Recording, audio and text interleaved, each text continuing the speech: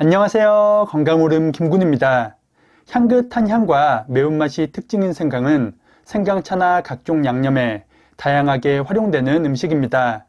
생강의 풍부한 진저롤과 쇼가올 그리고 여러 효소들은 면역력 강화는 물론 우리 건강에 많은 도움을 주는데요.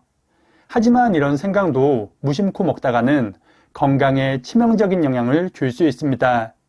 그래서 오늘은 절대로 먹어서는 안 되는 생강과 생강 섭취에 주의가 필요한 사람, 그리고 좋은 생강 고르는 방법도 알아보겠습니다.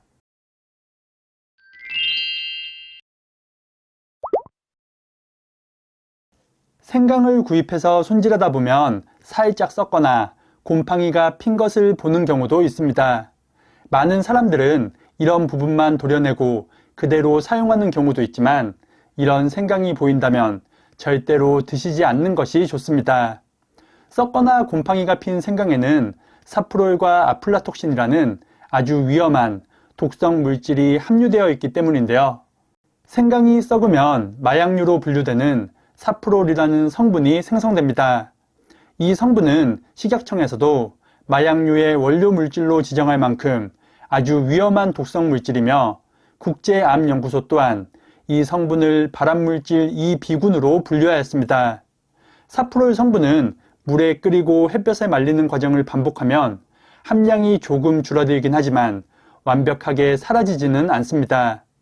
또한 썩은 생강에 잘 생기는 곰팡이에는 아플라톡신이라는 1군 독성 물질이 함유되어 있습니다. 아플라톡신은 발암물질 중 하나로 간세포를 파괴시켜 간암을 유발하는 성분입니다. 이 성분은 높은 열에도 강하기 때문에 일반적인 방법으로는 제거가 불가능합니다. 때문에 생강차를 끓일 때 이런 부분을 꼼꼼하게 확인하지 않고 그냥 끓이다가는 발암물질을 그대로 섭취하는 결과를 초래할 수 있습니다. 썩거나 곰팡이가 핀 부분을 완벽하게 제거했다고 해도 곰팡이 독소는 생강의 섬유 조직을 타고 골고루 퍼지기 때문에 절대로 먹어서는 안 됩니다. 영국에서 진행한 실험 중 이 곰팡이 성분을 먹은 칠면조 10만 마리가 단체로 폐사한 경우도 있었으며 국내에서도 썩은 부분을 도려낸 생강을 먹은 중년 여성이 간암에 걸린 경우도 있었습니다. 새로 구입했거나 보관하던 생강이 썩거나 곰팡이가 피었다면 절대 드시지 마시고 통째로 버리는 것이 좋겠습니다.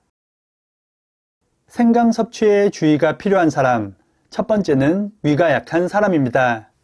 적정량의 생강 섭취는 건강에 많은 도움을 주지만 생강을 너무 많이 먹으면 오히려 건강을 해칠 수 있습니다. 특히 위가 약하거나 위장 질환이 있는 사람이라면 생강차 섭취에 주의하는 것이 좋은데요.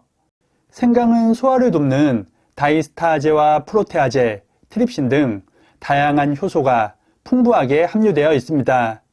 이 성분들은 위액 분비를 촉진하고 소화력 증진에 도움을 주지만 많이 먹을 경우 위 점막을 자극할 수 있습니다. 때문에 위가 약한 사람이 생강차를 자주 마신다면 이런 성분들이 위를 자극해 속쓰림이나 위통, 설사 등을 유발할 수 있습니다. 그래도 따뜻한 생강차가 꼭 마시고 싶다면 매운맛이 나지 않을 정도로 최대한 연하게 드시는 것이 좋겠습니다. 두 번째는 당뇨병 환자입니다.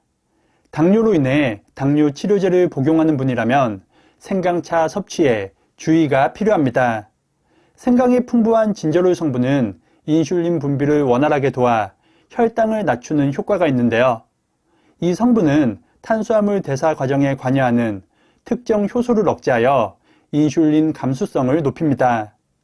하지만 당뇨 치료제를 복용하는 사람이 생강차를 많이 마신다면 혈당 수치를 이중으로 떨어뜨릴 수 있어 저혈당의 위험도 있습니다.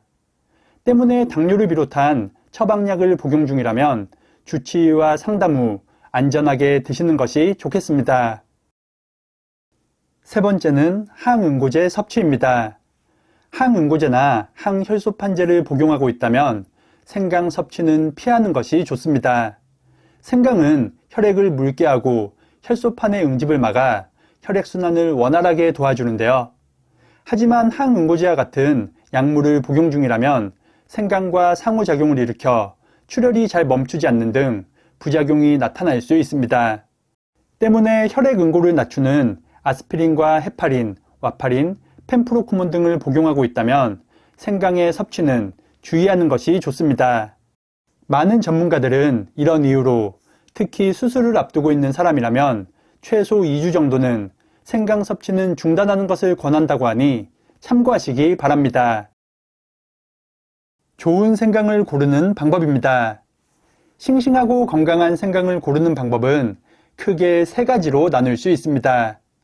우선 생강을 만졌을 때 단단하고 커야 하며 황토색을 띠는 것이 가장 좋습니다. 그리고 생강의 발이 굵고 넓으며 한 덩이에 여러 조각이 붙어 있는 것이 좋습니다.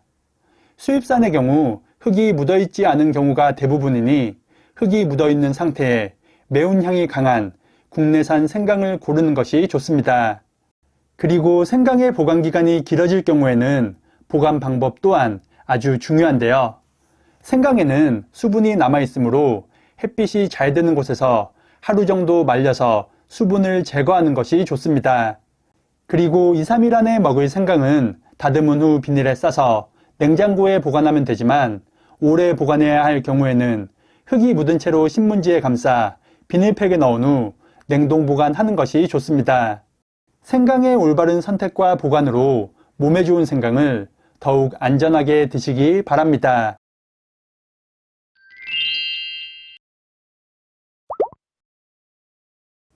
오늘은 절대로 먹어서는 안 되는 생강과 생강 섭취에 주의가 필요한 사람, 그리고 좋은 생강 고르는 방법도 알아봤습니다.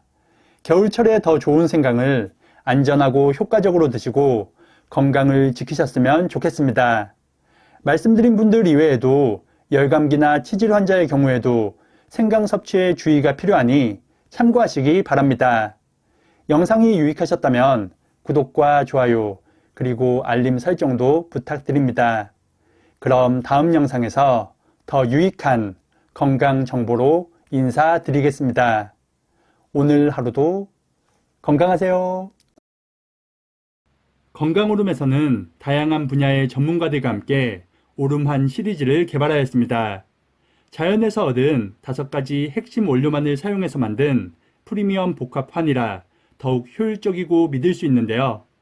강황의 체내 흡수율을 높이고 시너지 효과를 고려한다면 오름환을, 위가 예민하고 소화가 잘 되지 않아 걱정이라면 위오름환을, 그리고 장이 민감하거나 화장실 가는 게 힘들다면 장오름환을 만나보시기 바랍니다. 댓글의 링크나 고객센터 전화 주문도 가능하니 꼭 만나보시고 건강에 도움이 되셨으면 좋겠습니다.